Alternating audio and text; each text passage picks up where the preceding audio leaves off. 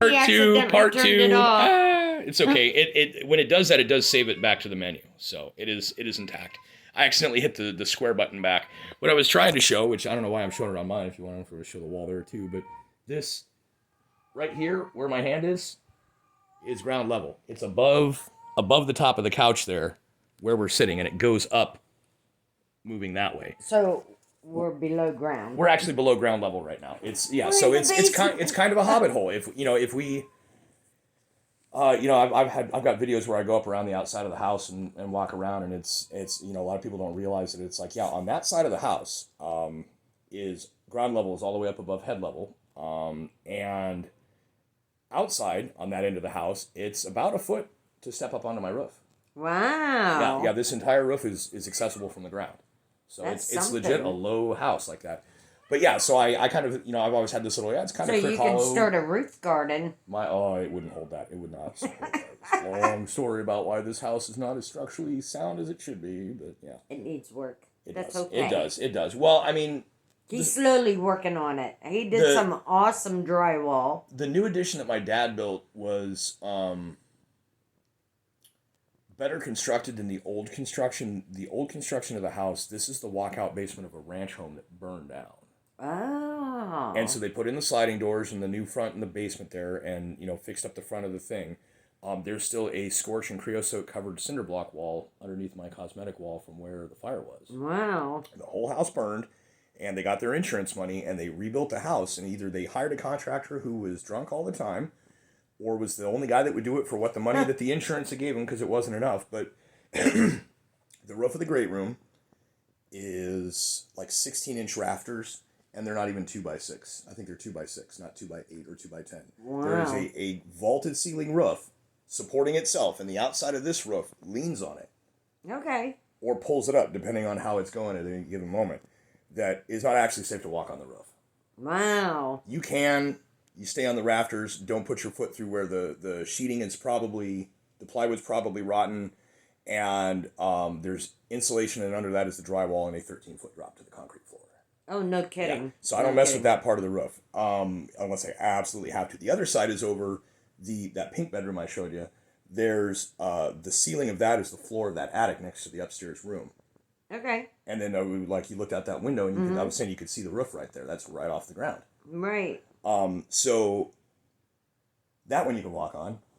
That's the attic that isn't insulated, which is why I don't use my furnace. You notice the furnace is never kicked on. We're sitting here about 70 degrees without a furnace. Well, that's because we're below ground. We're below ground, and these heaters are running either on... That one's on number 3 out of 3. The one in the back room's on 2, and I think the one in the master's on 1. And this was running on low. And with some fans to help circulate it. And I've got other things like... It's very warm in here. It's probably 70 or 71. Mm-hmm. I'm going to block off that air inlet up on the wall up there is for the furnace and the AC. I'm going to block that off, and I've got draft blocking stuff that I work on every year with that staircase to the upstairs without closing it, that I'll have something hanging to keep the downstairs upper level air from escaping up too far and keep that level down, and it helps heat the whole room. Yeah. And I'm going to be working on something for the ground level too, so that any drafts that come down kind of pool up before they come out, rather than just down across the floor, because you'll notice about a 10-degree difference between head level and foot level. Right.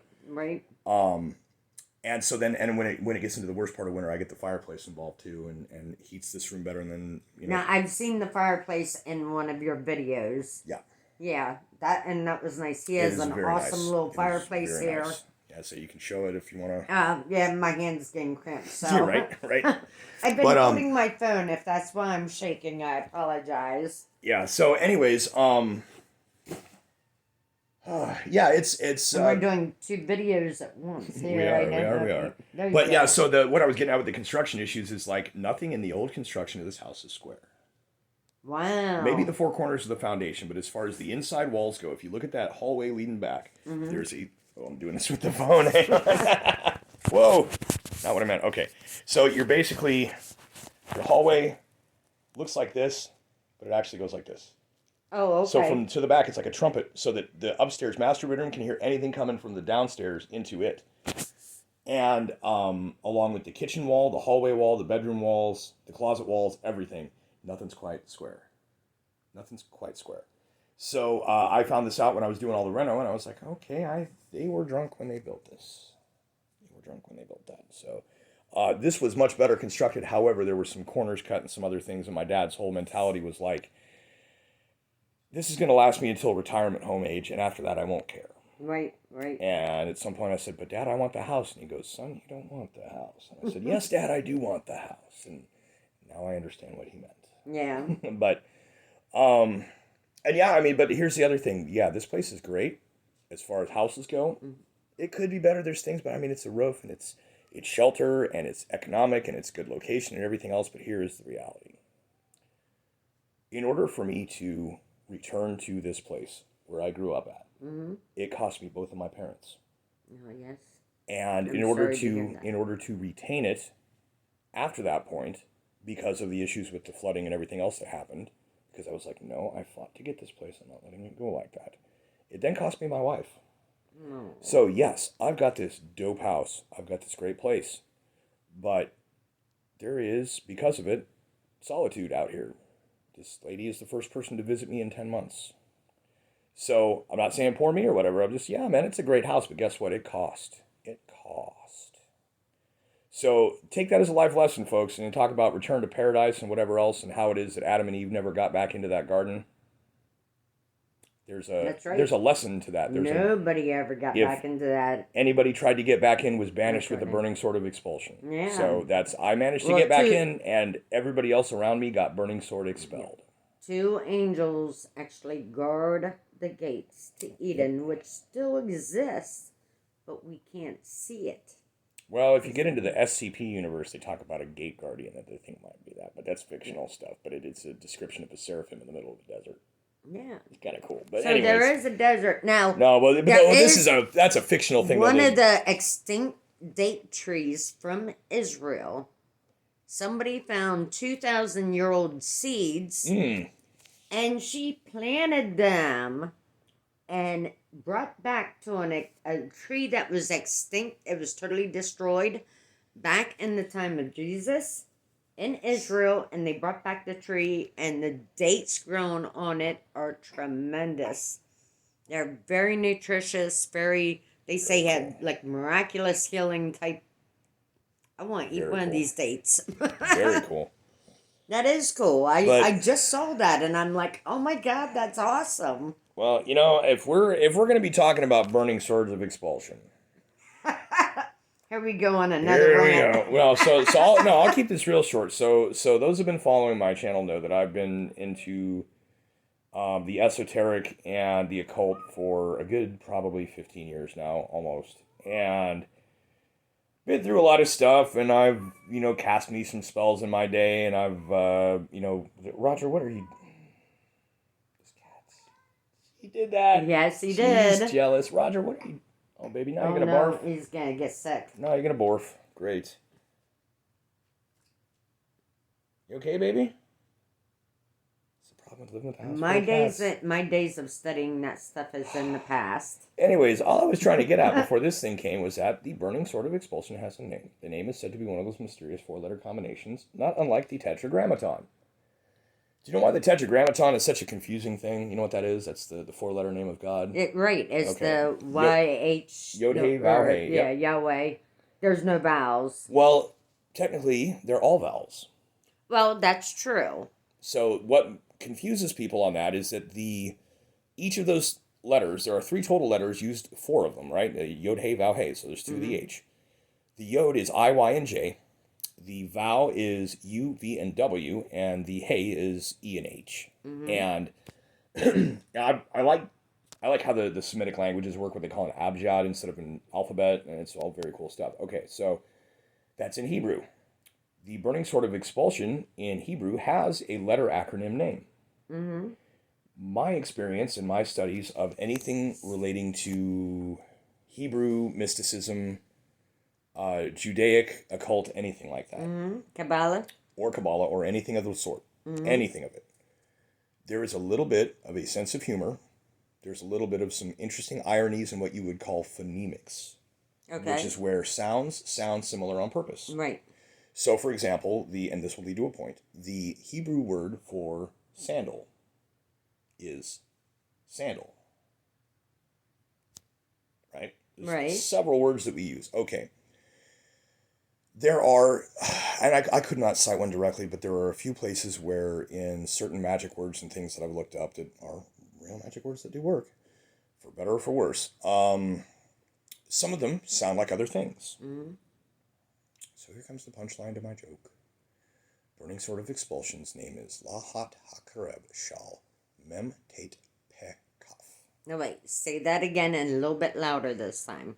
Lahat HaKareb.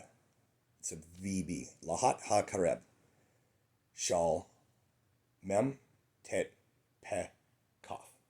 MTPK. Okay. Okay.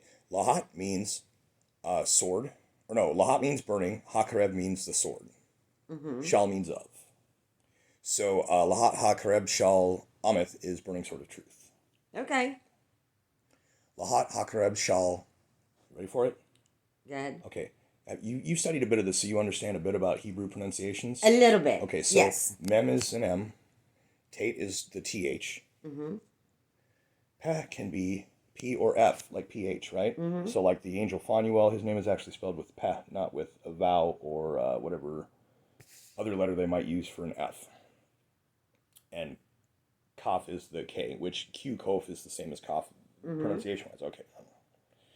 Lahat HaKareb, the burning sword. And it's called the Sword of Expulsion. Mm-hmm. You ready for that dumb punchline that took way too long to set up? Lahat HaKareb Shal Ma Ta Fa Ka. Think about it. I missed it. It went over my head. I'll say it faster. The Burning Sword of Expulsion's name is Matafaka. Don't say that. I'm speaking Hebrew. Don't say that. I'm speaking Hebrew. Mem. Ma. Did I not just... I'm Ta. sorry. Did I not just do a whole video on so that? What I'm saying is this is the name in Scripture of the burning sword held by angels to expel those who do not belong in the garden. And its name is pronounced like an English language 20th century swear word. Isn't that great? I can't believe that went over my head the first time. I figured that out and I was like, oh, Did man. anybody else get that when he was saying it? When I was in my studies of angelologies and other things, I also found, and I will not go into super detail on it, but I did find the correct spelling of the Hebrew name of the angel Metatron. Because the spellings they give on Wikipedia are incorrect. They are incorrect. They do not work, and they do not numerically add up to the same numbers that are. They say that the name of God is contained within, etc., right? Mm-hmm. Okay. The YouTube version, or not YouTube, Wikipedia, anywhere else that you look up the name, they spell it Mem Yod Tet Tet, or is it, it's either Tet Tet or, what is the other one, the one that looks like an omega, Tau, Tav. So it's like Mem Yod Tav Tav, Resh Ayin Nun, which is, it's phonetic, it's totally wrong. Yep. The gematria of it does not add up. If you watch a lot of my older videos when I was in Florida, y'all seen my Hebrew cup that has the Hebrew alphabet on it, which I absolutely love this coffee cup. It's like that alphabet has an innate power to it. There is the design of the letters are sacred geometrical. Everything about it is about as legit as it comes. And I'm telling you, I have to hold that cup. Well, right now it's packed up in boxes. Do you drink with both hands or do you drink from it? Sometimes. That you know, I did a lot of my videos with that cup. Like, had to have my cup in my hand, drinking my coffee. I don't know what it was. It was just that cup. It had to be that cup. It's very, very odd that I was that attached to a coffee cup. The lettering is innately divine. Yes. There's legitimacy to it. Is that not amazing? The Metatron's name is spelled wrong. Now, keep in mind, though, also, Metatron as an angel isn't mentioned until about 12th century A.D. Right. In the Book of Enoch, which may or may not be legit. Right.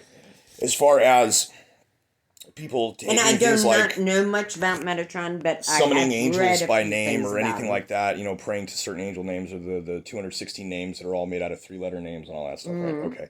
So the mythology and the story of the angel Metatron is that they said that he is not only the scribe of God, but is... can be mistaken for God, though is not God. And simultaneously, another one named Sandalphon, who Metatron is reputed to have been the patriarch, grandfather, Enoch, who was grandfather of Noah. Mm-hmm. And Sandalphon is No. Enoch. not the son of Cain, but the grandfather of Noah, different Enoch. No, wait. Yep. Enoch, Book of Enoch, Metatron. Enoch was the Grandfather grandfather? I thought Noah. Methuselah was his grandfather. Enoch was the grandfather of Noah, I believe. And Methuselah was the great-great-grandfather because he lived 900 years to see the Methuselah flood. was Enoch's grandfather, yeah. So, I'm confused right now. I have to go back and read it. The legendarium or whatever, the angelology suggests that the angel Sandalphon is indistinguishable from Metatron. However, Sandalphon, unlike Metatron, cannot be mistaken for God in its presence. Okay. What would otherwise resemble exactly the same. So, somewhere around that timeline in the Bible, it actually says, and I can't remember where, but it actually says the scribes lie. They lied when scribing the word of God, and it says it somewhere in the Bible. I don't know where. The hand of man kind of thing or whatever. Yeah. So the scribes were changing things when they were scribing the words over. So the original Hebrew text is what you want to read. And those are hard to translate. There's been some machine translation of the Torah that barely makes sense because the the Torah does not contain vowels. It contains consonants, and there was it's what they call the Masoretic Notation system was added to it so that there are these little dot things, little 2-dot, single dot things around it that signify what vowel comes before or after each consonant. Right, and some countries still use those dots. When you look at people's like personalized license plates, and it'll be like only consonants, and you have to guess what the vowels are to figure out what it means. The entire first 5 books, the Pentateuch of the Old Testament, are written that way in Hebrew. Right. Which is almost impossible to decipher unless you already know what it says. Right. And then, of course, like they say, they take the first letter of every word of the first chapter of the book of Exodus, and the numerical value of each of those letters put in a row can be shown to be the gematria of the golden Fibonacci spiral numbers in a row, and there's a repetition to it. And if you take those same first letters and place them in groups of 3, that's where you get your Shem Hamforash, which is the 216-letter explicit name of God. That is the sets of 3-letter names. Those are taken from the first letter of every word of the first chapter or 2 of Exodus. Okay. And the gematria of the book, this is genius stuff in these books that were written so long ago that it's hard to figure out how somebody could have the sophistication to concoct these things arbitrarily without God, right? The only possible explanation for something that I could believe or accept would be the idea of like a far more distant ancient civilization having been wiped out 12,000 years ago, the remnants of which were left over into religion or something. But beyond that, there's nothing other than a divine explanation for how a lot of that stuff works. That people at the time, 7,000 years ago, wandering in the desert while writing these stories down or whatever, would really not be in a position to put together a number theory miracle that reads coherently at the same time. See what I'm saying? I do. The number value of those first letters, you can write a word out, and you can get a number value of letters that will not conform to the golden spiral. You know what else I find is, where back in Genesis and again in Matthew, first in Genesis, the descendants are written. Mm-hmm. Yeah, and then they show the descendants from the end of the last book of the Old Testament until the period of the Gospel. Yeah, and it shows the timeline of how you can date the dates of when. Yeah. Yep. So I'm reading them one day, and I was like, why would this even be put in the Bible? Especially, God wants you to think about the present. He don't want you to be on the present. Well, the reason thinking about this, and I know the reason is because Jesus wants you to date the timelines. So it's kind of like the 3 ages thing going on. You can figure it out as you read it. The Old Testament is divided into 3 ages of time, too. So there's actually 4, including the New Testament. But something hit me while reading over the ones in Genesis, that there's something mystical there that God had kind of like planted a seed. There's a lot of stuff like that in the Old Testament. And it's kind of something that we're supposed to grasp later on, and it's meant for later on. It's not meant for now. And I don't know why that came to me like that, if God told me that or not. It was just that moment of thought in your head where you're like You contemplating just have that something. little epiphany. Yeah, and it's really weird because I've always thought about that since. I was like, there's something there that is meant Well, that's the wisdom too. for the And that, future of if you're, mankind. yeah, that's, well, and, I mean, they've got a book of wisdom at the end of the Catholic Deuterocanon. Mm-hmm. And, of course, the Gnostic interpretation being that the material world that we live in is a corrupt and abominable mimicry of the real creation that was created by an abomination demiurge created by the final eon of the actual creation, which for whatever reason had her own. They made it a feminine. She was the embodiment of wisdom. They called her Sophia. That she then went without permission of the spirit to create something of her own.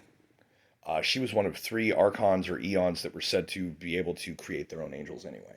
So she created her own creation, which was basically this blind, deranged sort of figure of a man thing. When she realized that this was created without the spirit, an abomination effectively, she tried to hide it, which doesn't make any sense. Mm-hmm.